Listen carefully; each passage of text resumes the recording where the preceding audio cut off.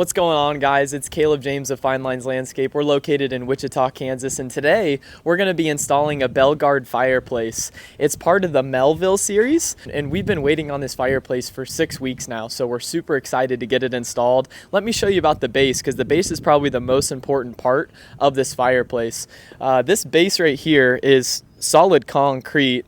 And where the base of the fireplace sits, these fireplaces, the base is like 4,000 pounds, and altogether it's over 7,000 pounds. So you have to make sure that this is very sturdy and it's gonna last a lifetime. So this goes down 2.5 feet, and it's all concrete with rebars, and on the sides these are just going to be wood boxes, so this doesn't have to be as sturdy. But in the middle here you can see how, we kind of cut this and redid it to make it extra sturdy, just because we want this to last a lifetime. The one benefit to getting these prefab fireplaces is that they're pretty easy to install. You'll see here in a little bit, we're just going to use a skid steer and we're just going to put it right, just set it in place. But the one downfall is you're relying on manufacturers, you're relying on suppliers. Sometimes the communication is a little bit fuzzy and it makes us as business owners look bad. From here on out into the future, I'm probably going to build fireplaces myself, because I can control when the material gets here and I can control everything, and that way it doesn't make me as a business owner look so bad to the customer, because this customer has been waiting for a while now to receive this. But at the end, it's all a learning game, and I couldn't have been blessed with a better customer that's more understanding. I've been in communication with them as much as possible, and they're understanding. We're gonna install this fireplace. It's pretty much just gonna set right up, so I'm excited to show you guys. The base unit alone weighed 4,000 pounds. So what I ended up doing is paying the contractor next door to use that big machine. I paid him $150, and he helped us move the base units around to the back. But then after that, for the wood boxes and the top of the fireplace, we got this skid steer right here.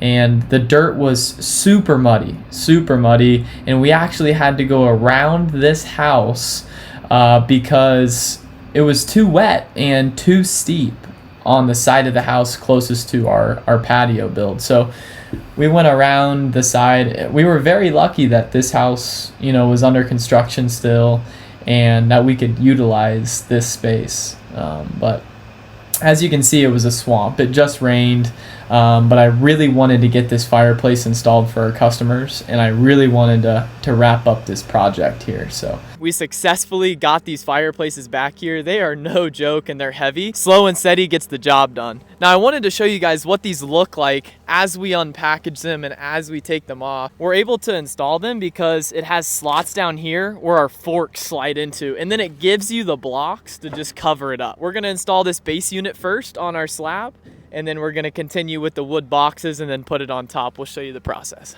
So I'm not gonna lie, this was probably the scariest part.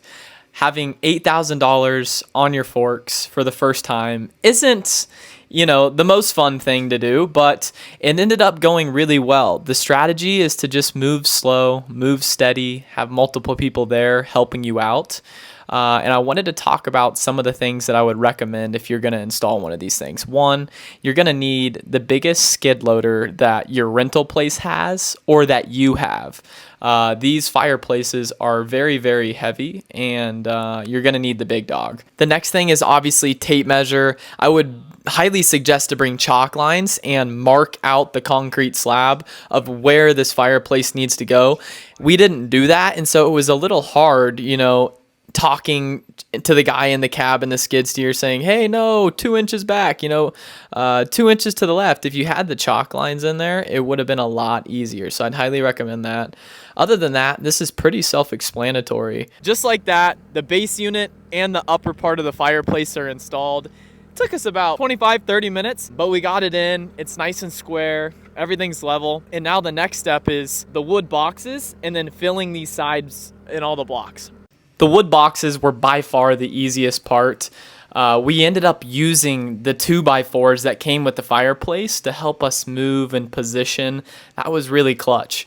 Like I mentioned earlier in the video, I still think that I would build these fireplaces from scratch even though the installation is quite easy. And the main reason being is because I'm in complete control of the project, of how long it takes us to build it, and I can order materials that are in stock versus this fireplace.